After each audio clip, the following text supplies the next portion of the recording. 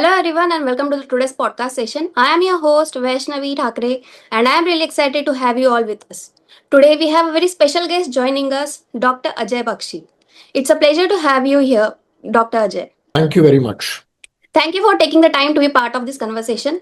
In this today's session, we will be diving into your journey, your experiences, and some valuable insights that our audience can learn from. I am sure this is going to be an inspiring and insightful conversation. So, without any further ado, let's get started. Hi, Dr. Ajay. Can you briefly introduce yourself and tell us more about your journey? Sure. I am Dr. Ajay Bakshi, popularly known as Ajay. I come with about close to 37 years of work experience, 27 years being in the corporate, and the last 10 years as an independent board director, a C-suite level executive coach, career coach, personal transformation coach, which covers various areas, including financial transformation, spiritual transformation, wellness transformation, and also career transformation, uh, combining all the pillars of wellness together. And apart from that, I also advise organizations on who are looking at transforming their business through consulting them on areas like organization design, mergers and acquisitions, that is due diligence from an HR perspective, uh, pre-merger, during merger, and post-merger. And apart from that, I also do work in the area of performance management, where I work with organizations to integrate organization goals with leadership goals with managerial goals, and managerial goals with individual goals, and then integrating them with the rewards cycle. So it is not seen as an isolated pillar, but it's a part of the overall performance management system, including goal setting, performance reviews, performance feedback, performance development and enhancement, handling underperformance, and then culminating that into rewards and career growth. Okay. So, you have like 37 plus years of experience, right? So, in this 37 plus years of experience, what inspired you to choose this career? There must be something inspirational for you, right? I've been through some turning points in my career. Let me start about my career journey first. So, on the education side, I'm a mechanical engineer. And after completing my mechanical engineering degree, I worked on the manufacturing side, uh, and the production shop floor. And during that time, I realized that working with machines is not something which is going to be exciting and long term for me. So, my passion lies working with people. But when it came down to working with people there, helping resolve people issues, which in turn helped resolve business issues, that is what excited me. So, following that, I moved out of manufacturing so that I can pursue my passion of working with people rather than machines. I did my master's in business administration and took up a job in Castrol in sales. Thoroughly enjoyed the job. And that was another turning point on my career, that from sales, whilst I was in a sales job, I was given an offer to do training and an HR job, which honestly, I took it up out of curiosity rather than by design. And I said, this is something new, seems to be exciting, and it's eventually about working with people, but it's on the other side. I did have apprehensions because I was used to work in an environment which is like sales or marketing for that matter. In a business environment where you put efforts and you get to see the impact or the results of efforts fairly immediately in the short term and the medium term. Whereas when it comes to working with people, the impact uh, can be partially short term, but largely mid term to long term. So one needs to be invested in people for the longer time. A role back into sales, I found that I have thoroughly enjoyed the role and the impact of human resources, if done in the right way, uh, can play on transforming organizations and careers of people. So that's what led me. And I was in human resources for a long time. So almost about 27 odd years. And during that time, I've been the CHRO of or the head of HR or the director HR of three different organizations across three different sectors. That's Sterlite Technologies, Sterlite Power, which was in manufacturing. Then you had Prudential PLC, which was into insurance, and BFSI, and then eventually into Vodafone, which was into telecom and technology. Vodafone's Global Capability Center or Global Development Center. Eventually, I was also elevated as a board director for Vodafone Global Development Center. Now, during my tenure in Vodafone, I also realized that, and it's not only during my tenure in Vodafone, during my entire people tenure, I think I've been able to impact a number of lives of people, helping them become better professionals, grow in their career. And I take great pride in saying that, I've been able to coach more than 100 people who are currently heading organizations as CEOs or CXOs, more than 100 people.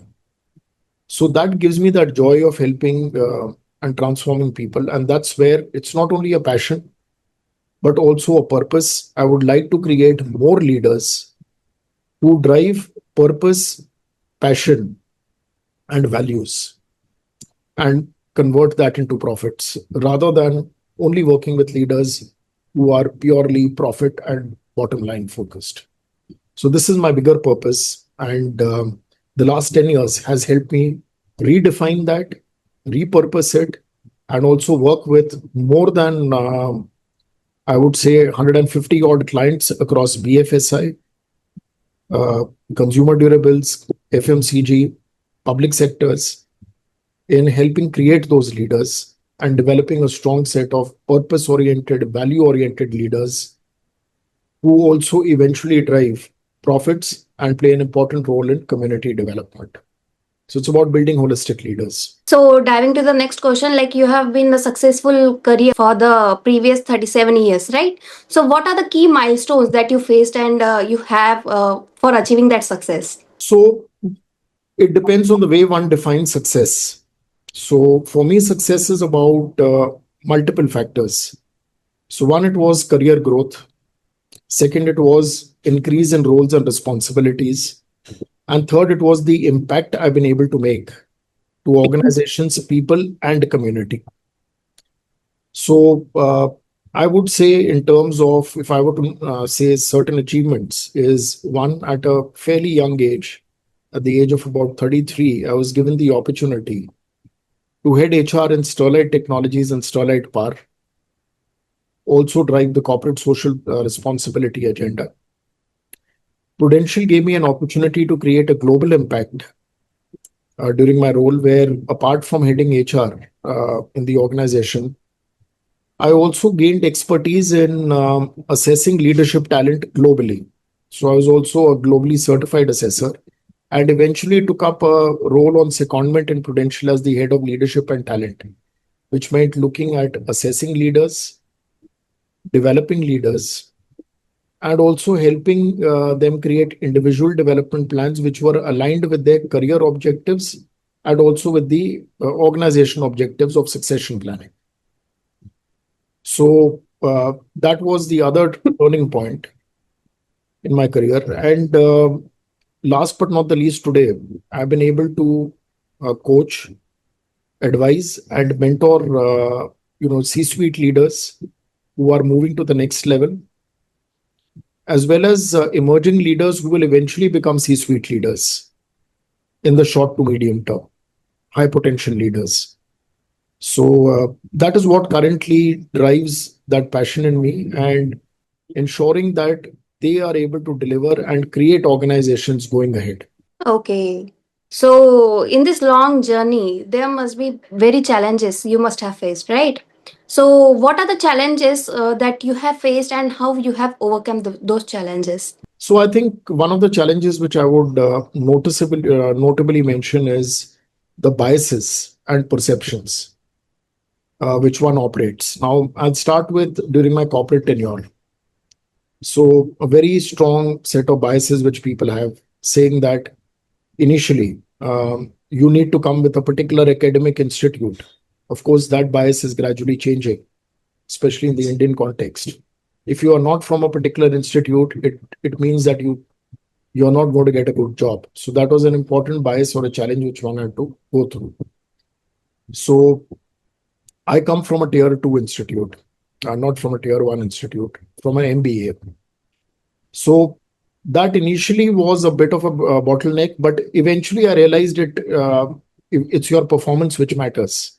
And there were a lot of my colleagues, counterparts from tier one institutes who were not able to perform as well as I did, or some of my other people from tier two institutes or even tier three institutes did. So this and that helped me achieve a CHRO role or a C-suite role at the age of 33. And so this was one challenge: unconscious biases on education. Uh, in the business world, it is unconscious biases on the basis of perception, unconscious biases on the basis of gender. It's a reverse bias, where typically today I think about almost 35 to 40% of my coaching clients are females. Initially, I was approached by a number of I would say some female leaders did not even have a conversation with me saying that they want to work with a female coach. So this was gender bias of the other extreme. Rather than seeing what a coach brings to the table, is looking at a coach from a gender perspective. I understand if one is looking at a life coach and there are sensitive issues which one may be comfortable discussing more with a female coach, but when it comes to career, gender of the coach should not matter. So these were the unconscious biases, but I gradually see that turning around. And like I said, 35 to 40% my clients today are females. The third bias, which I would talk about, is your own perception bias, not your own, I would say, is a professional bias which some of your peers have. And this is a very interesting one. A lot of people whom I knew in the industry as a CHRO, when one approached them for business, they did not, of course, you had a cup of tea with them, they were nice and social about it, but they did not give you business. But when you went to them through a different organization, which is a global multinational corporation, as an impaneled coach or as an impaneled assessor, you eventually did business with them. And clearly, what amused me was they'll end up paying 5 times the cost of engaging the same person with the same value, which they could have got when you deal with people individually. So these were the three major challenges which I have come across. And Oh, we've been able to navigate all of them successfully. yeah, that's actually very opinionated, that gender equality one, opinionated opinion of yours. So, in this competitive industry, there are we need to upgrade ourselves, right? So, how do you stay ahead of that competitive industry? So one needs to map the trends, and one also needs to map the way your consumer or your client behavior is changing. So rather than only pursuing the flavor of the day, is seeing what is it that how are your client priorities changing. That is the first thing which I keep a track on, and the best way to do it is through conversations, and of course keeping an open mind and assessing and reassessing their priorities.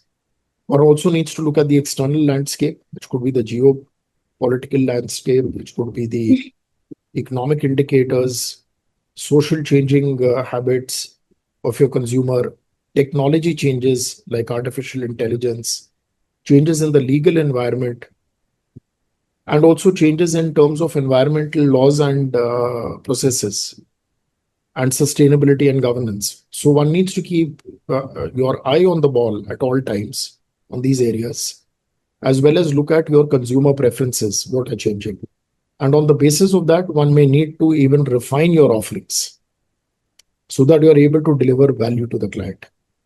So what I look at is delivering value to the customers and by doing the right thing. Okay. So, in this expanded industry, so what was the defining, like, what changed your perspective in the business? in this expanded industry? So see, while the industry, if you look at it today, you have the organized and the unorganized component. The organized and unorganized component is much larger than the organized sector, purely because of the reach. Uh, Consulting is largely driven, if you look at it, through relationships and networking, and then to some extent, the brand. So it's a combination of brand, networking, and relationships which drive the business of consulting. The unorganized sector is, which is unaccounted for, is far greater than the organized sector. So what helped me change is one, is your way of working. So your way of working is, earlier we were into defined targets, defined numbers. We still have our targets. But rather than chasing numbers today, what I look at is the quality of engagement. And one of my metrics for success is the quality of clients whom you are able to onboard today, rather than the number of clients which you have. Rather than the top line, that is the revenues, I look at the bottom line, the profitability which we are able to generate. The third area which I also look at is the value or the impact which you are able to create to your client. Now, in coaching, it could be behavioral change. In consulting, it could also be an impact on their revenues. It could have an impact on their productivity and efficiency. It could have an impact on their top line and bottom line. It could have an impact on retention of key people. So I look at certain metrics and I look at metrics differently. I look at value-based metrics rather than looking at only numerical metrics. And I also try to balance short term with long term. Okay. So in this long journey of 37 years, there must be challenges you must have faced regarding the work-life balance. How do you maintain your work-life balance? Can Yeah. you guide us on that? So work-life balance again means different things to different people. I'll talk about what work-life balance means to me. Work-life balance is not the number of hours I work in a week, or the number of hours which I get in terms of time off. Work-life balance to me is getting time off when I actually need it. So sometimes where I don't need time off on a Sunday, I'm fine working on a Sunday. But if I need that off on a Monday, I should get that off on a Monday. Yes. So that is more important. What I have now done consciously, there was a time that is pre-COVID. I was traveling almost 22 days in a month to fulfill my client commitments, and even that was, I was short on time there. So, but today I have restructured my work, and like I said, the movement has now been rather than the quantum or the number of clients or the revenues, it's the quality of clients. So I've now looked at rationalizing the clients and rationalizing the work which I do. So I still continue to work about 45 to 48 hours in a week. I work 6 days a week, but I balance those hours. And during that hours in a day, I take time off. I take time off to rejuvenate, to exercise, and also pursue my passion of writing, and also pursue my passion of practicing martial arts. I'm also a practicing martial artist. Okay. So, as your long journey, so what advice would you like to give an aspiring young leaders that are at your position right now? So first and foremost, don't chase a position or a title. Second, don't chase money, don't chase valuation, uh, don't chase private equity investors. That will be a natural outcome. Look at your passion, look at your purpose, do it with a positive intent, a constructive intent. All the rest will follow over a period of time. Second, be patient and resilient. Don't look at short term results or results which will come overnight. Be willing to go through the grind. Like they say, Rome was not built in a day. There is no steroidal pill which you can just pop up and be a transformed individual. It takes time to build things. Be patient, be resilient, and be focused. The other thing is, don't allow negative people or detractors to erode your confidence. I've also been through that journey, but I've ensured that they never ever erode your confidence. An interesting story I'll tell you. There was a head of HR in a company who was my peer when I used to head, I was a convener of one of the important HR chapters in the city. And when I met him, so he told me, when are you getting back to a job? When I just started my consulting career, I told him I didn't get into consulting to get back to a job. He says, no, no, everybody gets back to a job, etc., etc. So I heard him out, and I didn't want to react at that point of time. And this happened about 9 years back. He is now a retired individual. And first, I thought of telling him that, see, it's been 10 years. I've done successfully. I've probably earned more than what I have in a job. But that's not my measure of success. But I've been here for 10 years, and it's not easy to survive for 10 years in your own line of work or in your business if you're not able to deliver value. So I wanted to just, but then it struck me. I said that, fine, I don't have to prove a point to anybody, and everybody will be entitled to their opinions, but ignore such negative naysayers and move ahead in life. Surround yourself with positive people, surround yourself with people who support you rather than people who keep talking negative stuff and try to get you down, because these people add no value to you. Just to press the delete button and get them out of your life is what I would recommend. That's what we need to do in real life as well, right? But there are not any delete buttons in this. It's purely up to you. Yeah, it's totally up to us how us like how we are removing them as a person, right? So moving to the last question of the podcast series. So what are your future goals and aims for the next 5 years? So my future aim is, again, like I mentioned, is focus on quality of clients. Look at clients who are very serious in terms of transforming their business and create positive impact. Because whether it is in coaching, whether it is in consulting, there is a short-term approach to it and there's a long-term approach to it. The long-term approach is more sustainable.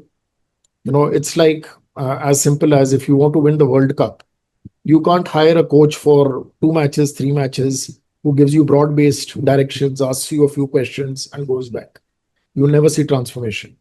But you have to be there with a coach who sits for every match, gives you feedback, sits with the team, and then you go back to the drawing board to see what you need to correct. That's what makes you world champions. So I would like to work in the next 5 years, work with organizations and leaders who want to become world champions. So it means a lot of effort in terms of finding the right leaders. It's not going to be easy finding, and everybody cannot become a world champion.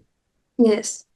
So my focus is either to work with people who have a strong aspiration to become world champion, which is backed by intent and backed by commitment, not people who don't show up for meetings or who after 2-3 months find excuses not to continue the engagement. So I would like to work with these kind of people over the next 5 years.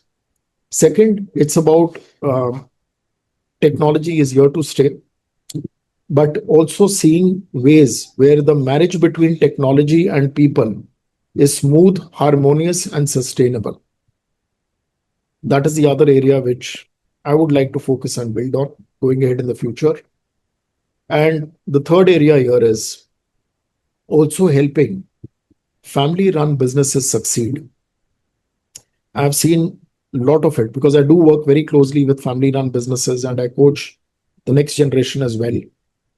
A lot of issues and concerns happen in family-run businesses, not because of strategy or intent, but because the successors are not groomed in the right way to take over charge. So building credible successors in family-run businesses and ensuring that businesses don't fail, because the efforts which are built by the previous generation should not be eroded by the current generation. And last but not the least, and this is definitely a strong personal agenda, is increasing my contribution to society at large. which includes in terms of CSR spends, almost about, you can say, almost one third of my earning goes into CSR of different sorts and welfare activities. So continue with that, and also see where is it that I can add value, being a good citizen of the country and being a good global citizen as well. Working with, whether it is governments, whether it is working with NGOs, whether it is working with organizations who really want to build a better place around us and also make a meaningful impact to society and environment. These are the areas which I would like to focus on the next 5 years. Okay. Thank you, Dr. Ajay Bakshi, for having your time for this today's podcast. We are really glad to have the podcast series on the CIO Mogul magazine. Thank you for your time. Thank you very much, and pleasure talking to you. And I wish the audience all the very best in their careers and their future.